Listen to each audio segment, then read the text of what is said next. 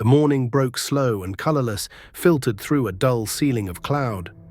Ryder sat crouched near the remains of their fire, turning a small stick over in his fingers, its charred end whispering smoke. Callen emerged from the hollowed-out husk of an old delivery truck they'd used for shelter, rubbing his eyes and flexing a bruised shoulder. The world around them was still, unnaturally still. No wind, no birds, no insect hum. Just the dense silence of the forest pressing down on them. They were deep in what had once been suburbia, now a maze of twisted trees and skeletal buildings. Branches jutted through crumbled roofs. Ivy choked everything. As they packed up, Ryder paused. He'd felt it, not a sound but a presence. His hand drifted to the hilt of his silver blade.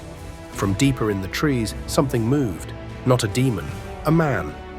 He stumbled into view like a ghost, bloodied, gaunt, wrapped in patchy armor strapped together from old riot gear and motorcycle leather. His eyes were wide, glassy with exhaustion and fear.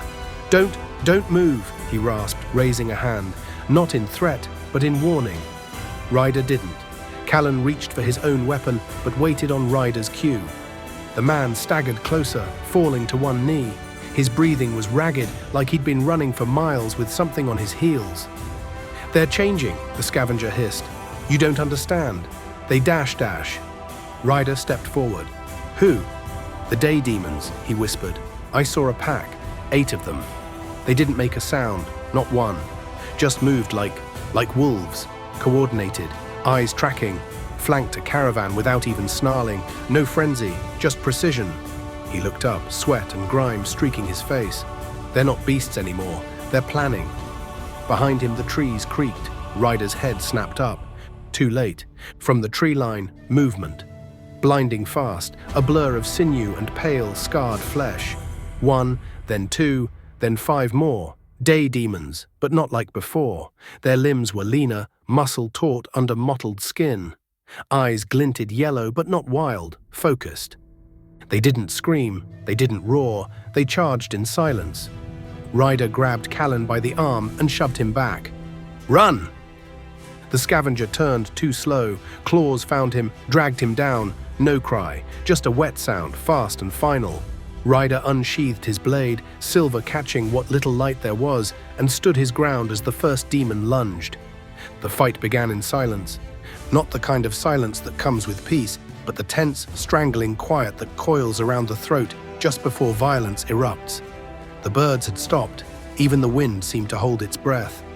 Ryder felt it first, the shift in the air, a flicker of movement high on his left. He twisted just as the demon dropped from the roof of a rusted hatchback, talons stretched, jaws split wide in a silent snarl. Ryder rolled, boots crunching through wet leaves and broken glass, and came up slicing. His blade carved through tendon, a pale spray of blood bursting out. The demon stumbled, leg half crippled, but didn't howl, didn't screech. It just blinked at him, cold, calculating. Another one was already moving. Callen swore beside him, the point of his short spear whipping up to catch the chin of a charging demon. The creature turned at the last second, claws raking along Callen's bracer. Sparks flew. Callen growled, twisted, and drove the butt of his weapon into its knee. The demon dropped, but didn't retreat. It slashed low. Callen leapt back, barely keeping footing on the moss-slick pavement. 2 more emerged from behind a tangle of ivy-covered fencing, one on either side, flanking, herding.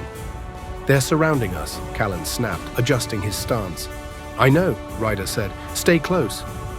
He could feel their eyes on him, not wild, not crazed, studying.